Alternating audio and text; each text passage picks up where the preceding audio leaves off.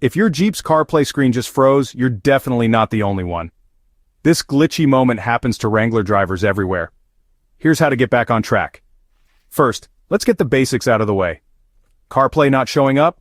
Grab your iPhone and make sure it's unlocked and running the latest iOS update. Still nothing?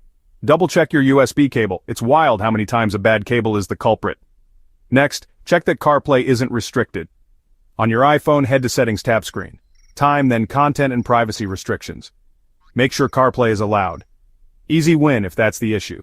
If you're wireless, try turning your Bluetooth off and on both your phone and the Wrangler. Or forget the Wrangler in your Bluetooth settings and repair from scratch. Sometimes it's just a pairing hiccup causing all that frustration. Still stuck? Soft reset your Wrangler's infotainment system. Hold the power knob in until the screen goes black, usually about 10 seconds, then let it reboot. That fixes most bugs. If CarPlay still isn't showing up, try plugging your phone into a different USB port in the Jeep. Some ports only charge, they don't do data.